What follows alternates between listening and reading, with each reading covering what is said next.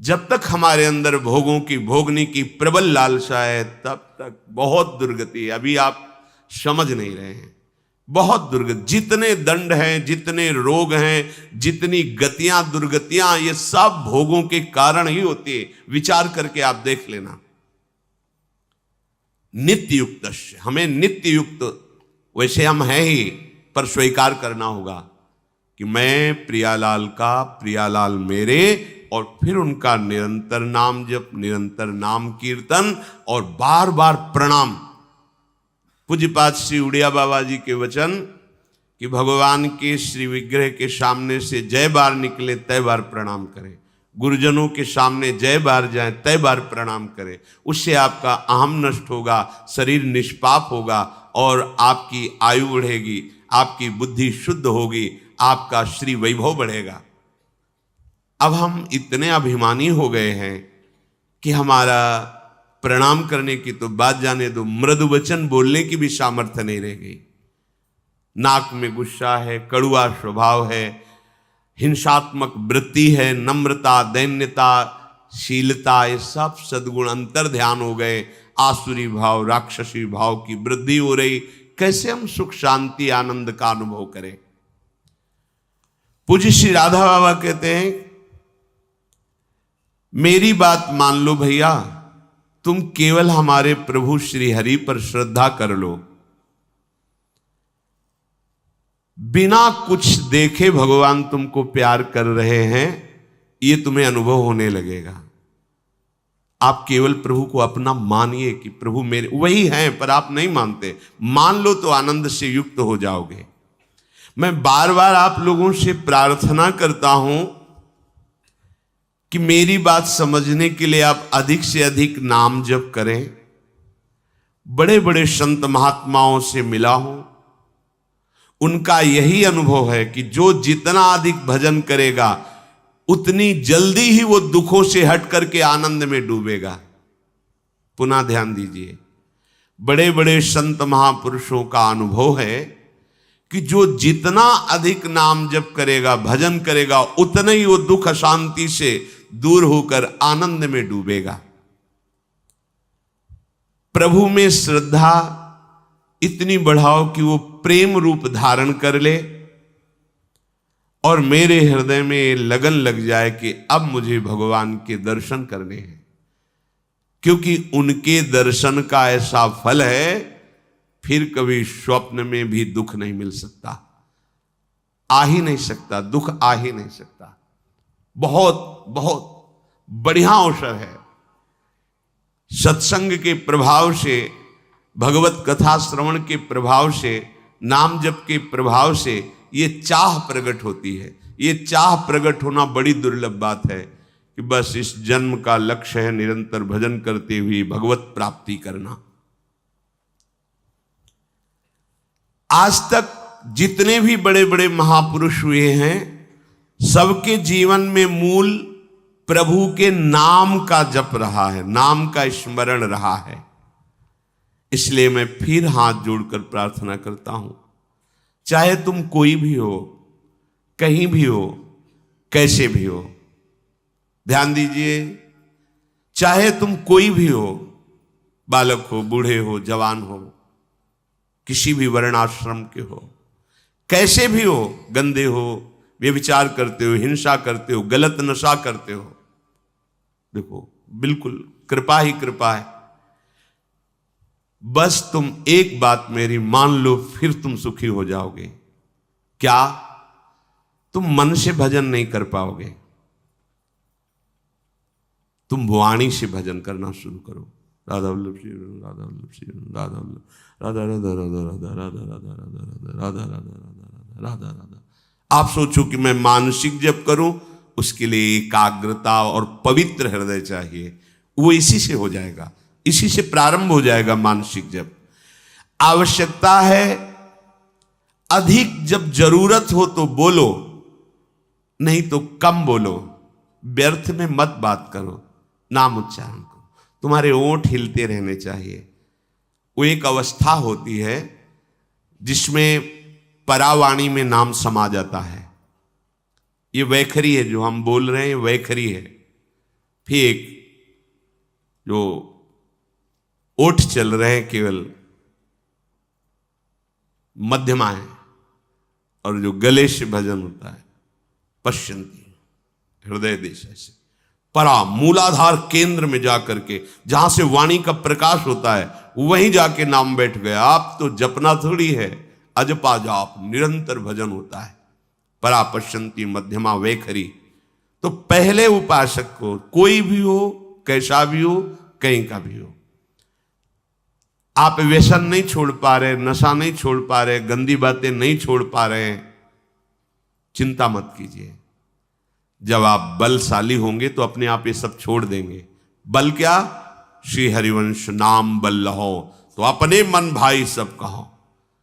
जितना तुम नाम जप करोगे उतने तुम्हें अध्यात्म शक्ति प्राप्त होगी, अध्यात्म बल प्राप्त होगा, और तुम जिस विषय को छोड़ना चाहोगे ऐसे छोड़ दोगे।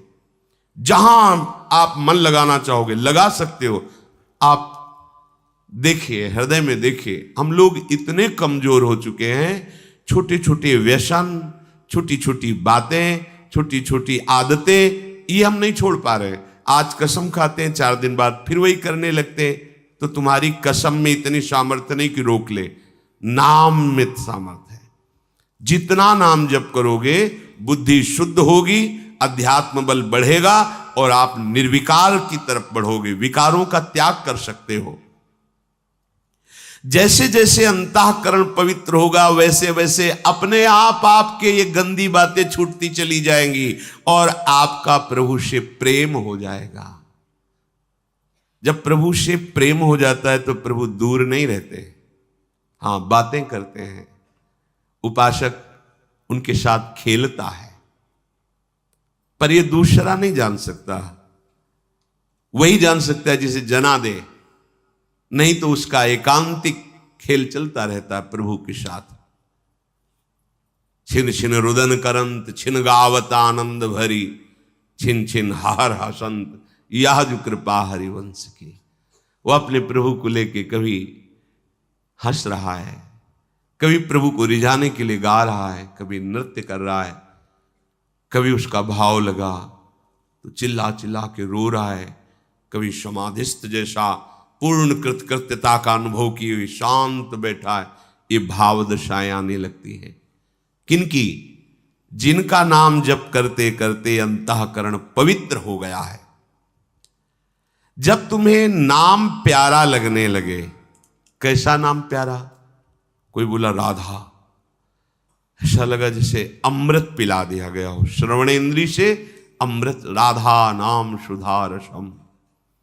आप जपिए तो फिर देखिएगा आपको कैसा नशा चढ़ता है इस नाम से, कैसा आपको परम सुख, कैसी बेपरवाही, कैसी मस्ती आती है इस नाम से।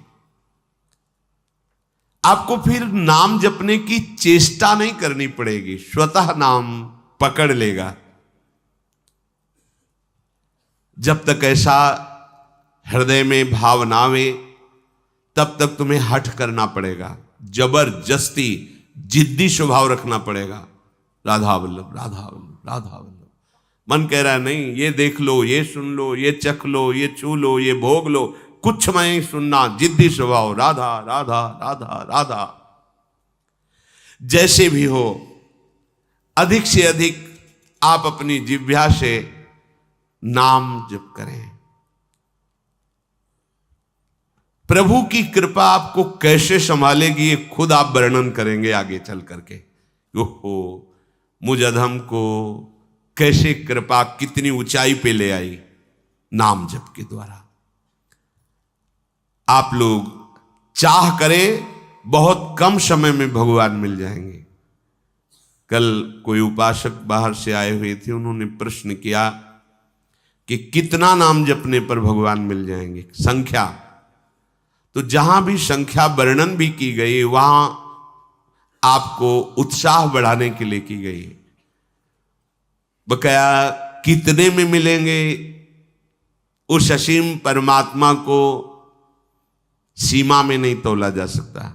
कोई तपस्वी अपने तप के प्रभाव से भगवान को खरीद नहीं सकता। कोई भजनानंदी अपने भजन के प्रभाव से भगवान को खरीद नहीं सकता। जब वो भजन करते करते दैन्य भाव से आर्त होकर पुकारता है तो भगवान प्राप्त। ये निश्चय नहीं कि इतना कर लो तो, हाँ इतना कर लो तो भगवान मिल जाएंगे, क्या किसी और की स्मृति न रह जाए, एकमात्र भगवान की, तो फिर मिलने वाली बात ही नहीं रहेगी, वो समा जाएंगे आप में। इतने पे भगवान मिलेंगे ऐसा नहीं कहा जा सकता। वो प्रोत्साहन के लिए कि आप ऐसा करो, 3.5 करोड़ नाम जप कर लो, आप ऐसा शास्त्रों में पढ़ा है। 3.5 करोड़ तो बहुत है। हमारे यहां ध्रुवदास जी कह रहे थे, एक बार जिन नाम ली शर्त है, हित सो होए अति दीन, ताको संग न छाणी ध्रुव अपनो कर लीन। जिन्होंने आर्त भाव से प्रेम में भरकर अब जिया नहीं जा रहा और राधा बोले तो श्री जी का साक्षात्कार हो जाए एक बार। पर उसी एक बार के लिए तो हम बार बार अभ्यास कर रहे हैं। एक बार नारद जी महाराज भ्रमण करते हुए जा रहे थे तो कुछ समीप पे ही एक बट वृक्ष के नीचे महात्मा भजन कर रहे थे, एक पीपल के नीचे भजन कर रहे थे। तो नारद जी को प्रणाम करके बट वृक्ष वाले महात्मा ने कहा, आप तो भगवान से मिलते रहते हैं, श्री हरि से पूछना कि मुझे क्या साक्षात्कार होगा आपका, और होगा तो कब होगा। ठीक ऐसा ही प्रश्न पीपल के वृक्ष वाले महात्मा ने किया। नारद जी ने भगवान से पूछा तो बट वृक्ष वाले के लिए तो भगवान ने कहा इसी जन्म में मिल जाऊंगा। और पीपल वृक्ष के नीचे जो भजन कर रहे थे बोले उनसे कह देना कि जितने पत्ते हैं इतने बार जन्म लेकर भजन करोगे तब तुम्हें हम मिलेंगे। नारद जी आए, दूर दूर थे, पहले बट वृक्ष वाला मिला, उनसे बता दिया। पीपल वृक्ष वाले महात्मा ने साष्टांग दंडवत किया, महाराज भगवान से मिले जी। क्या कहा भगवान ने?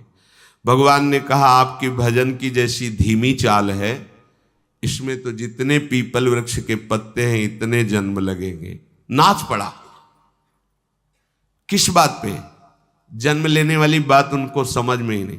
उनको यह कि भगवान मुझे देख रहे हैं ना कि मैं उनका भजन कर रहा हूं, भगवान मुझे जानते हैं ना।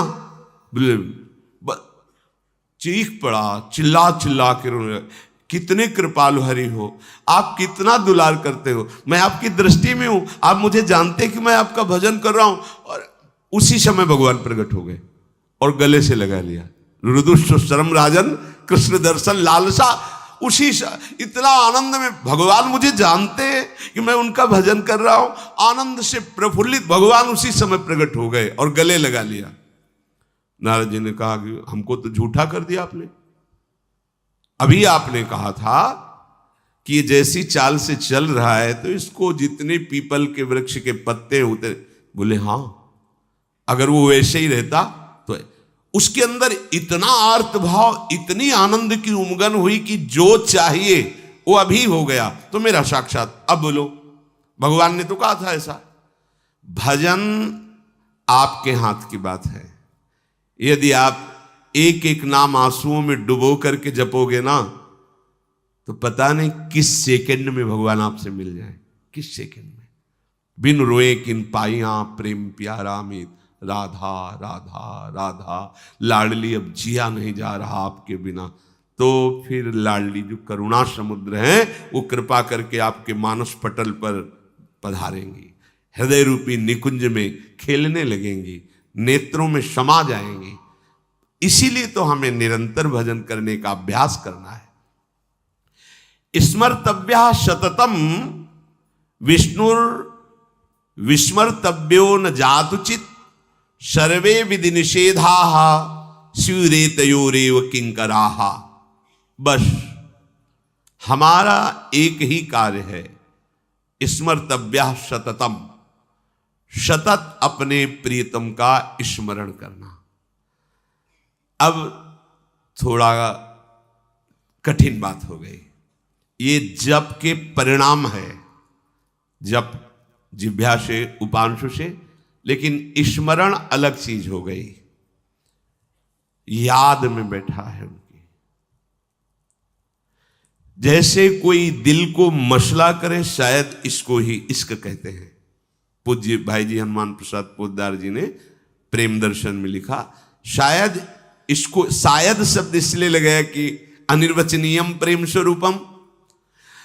एक अजीब सी पीड़ा हृदय में हो रही, कुछ अच्छा नहीं लग रहा। बस बावरो सो रस में फिरे खोजत नेह की बात, कोई प्यारी जू प्यारे जू की चर्चा सुना दे, कोई मुझे हमारे प्रीतम से मिला दे, मुझे भगवान से मिला दे। ऐसी लगन, वो स्मरण, ये आंतरिक वृत्ति है। जब ये अलग क्षेत्र है। स्मरण, स्मरण जब जागृत होता है तो ये कभी नहीं हटता, कभी नहीं, ना तो जागृत में, ना स्वप्न में, ना सुषुप्ति में भी नहीं हटता है। निद्रा समाधि स्थिति, वो गोरे चरणारविंद में ही सुषुप्ति जैसा दिखता है पर वो सोता नहीं। हर समय प्यारी जू प्यारे जू की मधुर स्मृति पूर्ण विश्राम स्थल है उसके लिए। जितनी विधियां हैं, जितने निषेध हैं शास्त्रों में, ये करो ये ना करो, उन सब का फल है तुम्हारे हृदय में भगवत स्मृति जागृत हो जाए। संपूर्ण शास्त्रों के स्वाध्याय का ज्ञान का फल है भगवत स्मृति जागृत हो जाए।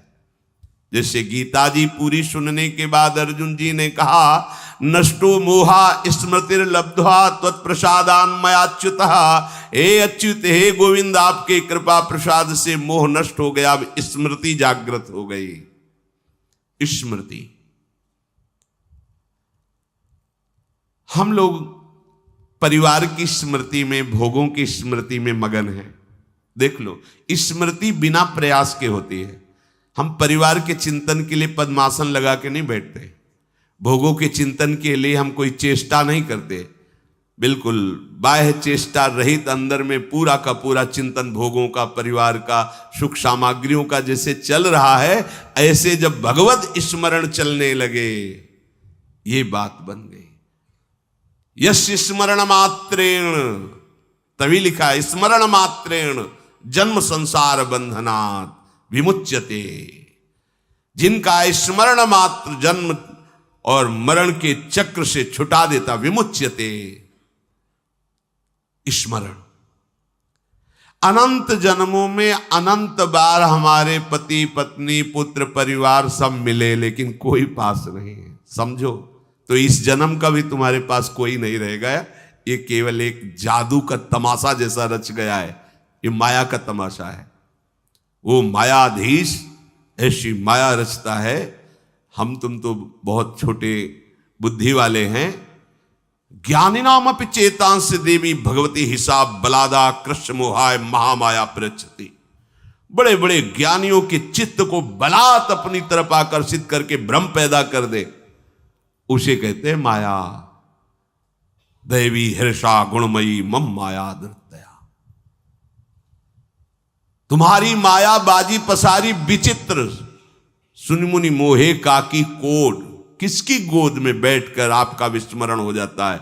माया की गोद में। तो किसके बल से बलवान है माया? आपके बल से। इसलिए जब तक आपका कोई आश्रय नहीं लेता, तब तक माया के चाल को समझ नहीं पाता है। अनंत बार तुम्हारे मां हुए, पिता हुए, परिवार हुए, बिछुड़ गए। इस जन्म में भी वैसे ही है, बिछुड़ गए। ना कभी वो रूप था, ना कभी वो रूप मिलेगा।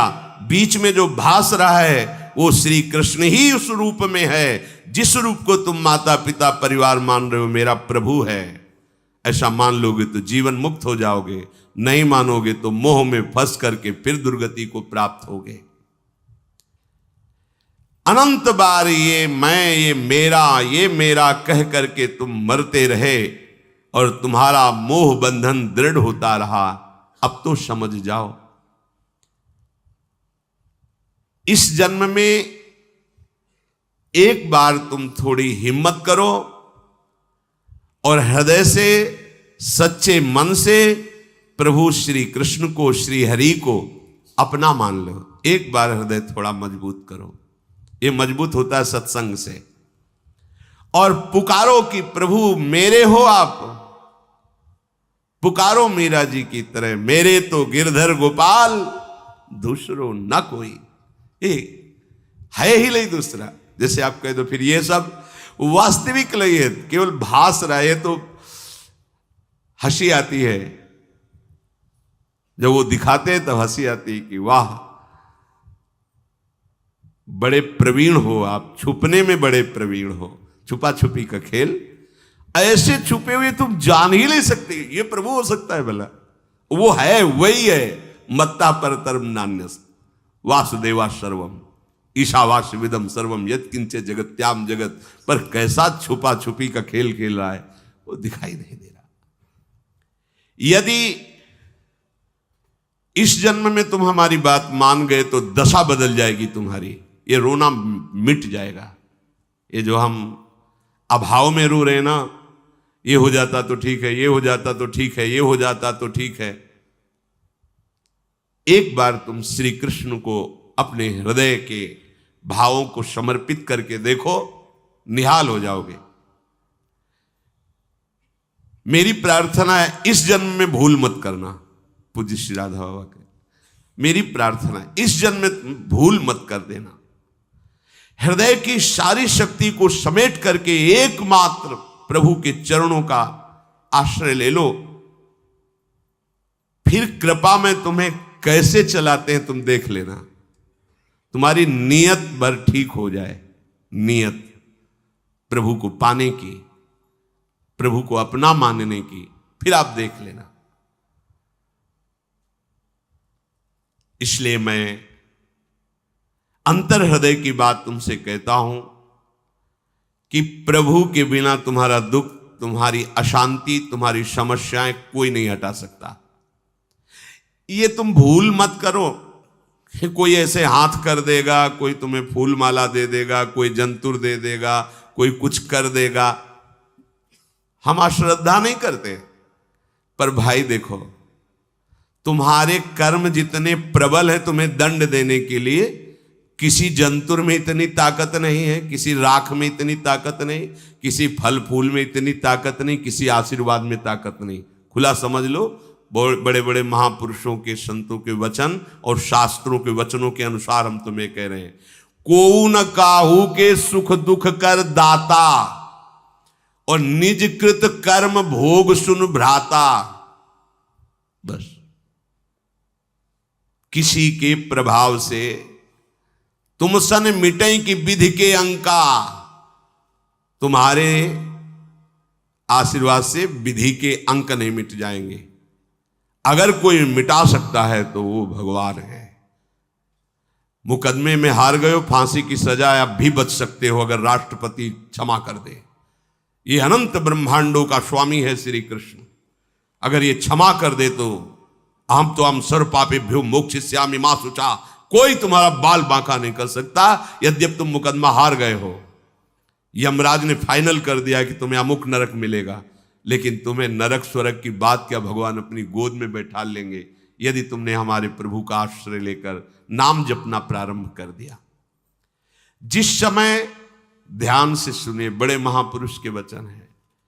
कोई हृदय से ऐसा कहता है कि आज से मैं राधा कृष्ण की शरण में हूं, प्रियालाल की शरण, उसी क्षण से उसका मंगल विधान शुरू हो जाता है। उसी क्षण से मंगल की नींव पड़ गई। अब थोड़ा मंगल को समझना होगा। हमारे समझने वाले मंगल में और प्रभु के विधान मंगल में अंतर है। हमारे समझने में मंगल होगा हमारे भोगों की मांग पूरी होने में, लेकिन ये बात नहीं है। फिर सोच के देख लो, जिन भोगों को तुम चाह रहे हो वो किसी के पास है, वो कोई और भोग चाह रहा है, मंगल नहीं है। तो जब हम प्रभु की तरफ चलते हैं तो हो सकता है हमारा माना हुआ मंगल नष्ट कर रहे हो। तो हमें उस समय ये प्रश्न नहीं करना चाहिए कि जिस दिन से भजन शुरू किया उस दिन से विपत्ति ही विपत्ति आ रही। क्योंकि मंगल भवन ने मंगल की नींव रख दी तो तुम मंगल का परिचय जानते नहीं हो। अब वो मंगल का महल खड़ा करेगा। अब रो चाहे चिल्लाओ, वो ऐसा डॉक्टर नहीं कि तुम भाग जाओ वो तुम्हें छोड़ दे। एक बार जिसका हाथ पकड़ लिया मंगल भवन में बैठाल के ही छोड़ा है और संसार अमंगल भवन है।